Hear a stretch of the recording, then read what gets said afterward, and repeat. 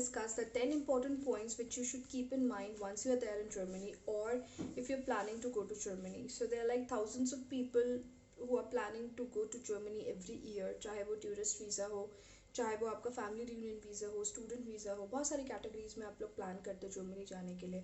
तो ये 10 important points जो हैं ये हमने रियलाइज़ किए once I was there in Germany. So I think I should share these 10 important points. तो पहला इंपॉर्टेंट पॉइंट है आपका डेटा प्लान।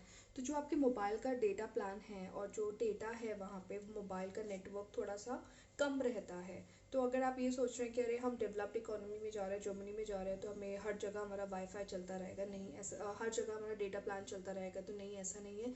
बहुत सारी जगहें वहाँ पे ऐसी हैं जिसमें अभी तक 4G भी नहीं इंट्रोड्यूस हुआ है।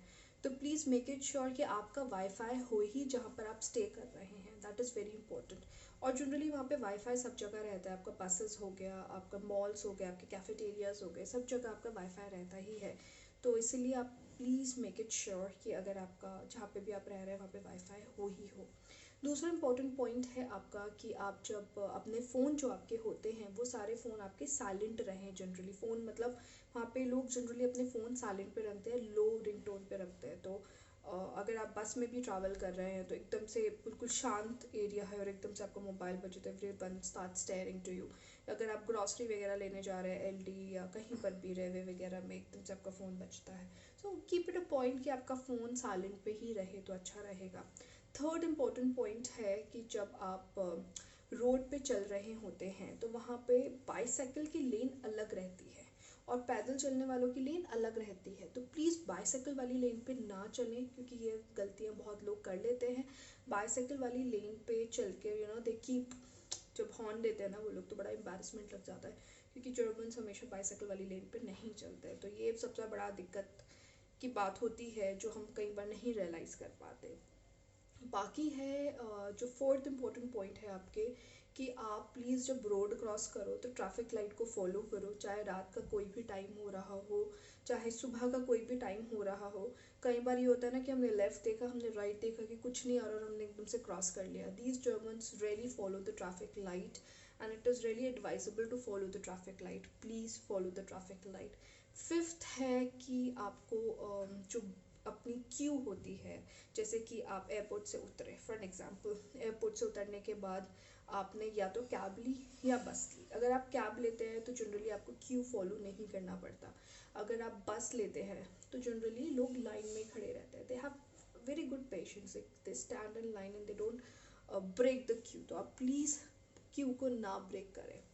सिक्स्थ इम्पॉर्टेंट पॉइंट जो मुझे लगता है जो बहुत बहुत बहुत इम्पोर्टेंट है, कि हम जब जर्मनी जाते हैं तो हम हमेशा ना यूरोस को उसमें पेपर फॉर्म में, मतलब कैश लेकर जाते हैं तो पेपर फॉर्म में ले जाते हैं, बट हम कॉइन्स लेके जाना नहीं प्रेफर करते हैं, भूल जाते हैं। तो प्लीज़ कॉइन्स लेकर जाए, 1 यूरो या 50 सेंट्स का। क्यों?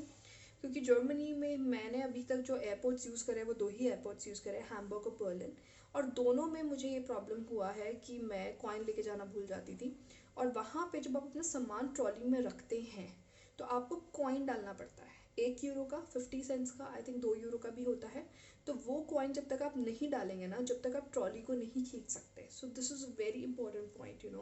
तो प्लीज़ कॉइन्स यहाँ से यूरो कॉइन्स लेके जाना ना भूलें, बिकॉज उसके बिना वो ट्रॉली नहीं ड्रैग हो पाएगी। ट्रॉली नहीं ड्रैग हो पाएगी तो फिर आपके पास ऑप्शन नहीं बचेगा।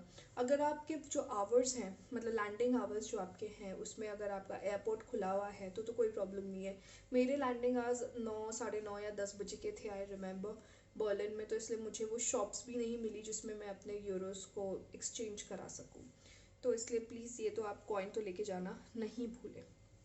जो सेवन्थ इम्पोर्टेंट पॉइंट है कि अगर आप किसी जर्मन फैमिली से मिलने जा रहे हैं, आपके कोई फ्रेंड्स हैं, कोई भी जर्मन है, तो वहाँ पे जनरली 90% 99% लोग क्या करते हैं, अपने शूज़ बाहर निकालते हैं। This is something the culture.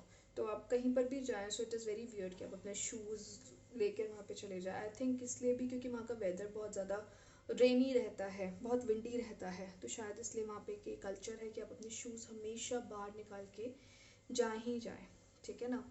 और जो एथ मुझे इम्पोर्टेंट पॉइंट लगता है वो लगता है कि वहाँ पे जो भी आपकी ये आपकी जो एप्स हैं, जो आपकी ट्रैवलिंग एप्स है, 2-3 ऐप्स मैं आपके डिस्क्रिप्शन में दे दूँगी, प्लीज़ वो डाउनलोड करके चलें, क्योंकि वहाँ पे बस ट्राम सबके लिए आपको वो ऐप की ज़रूरत पड़ेगी, और उसके बिना आपको थोड़ा सा डिफ़िकल्टी हो जाएगी, तो प्लीज़ आप वो ऐप्स को डाउनलोड कर ही लें। These are very important apps.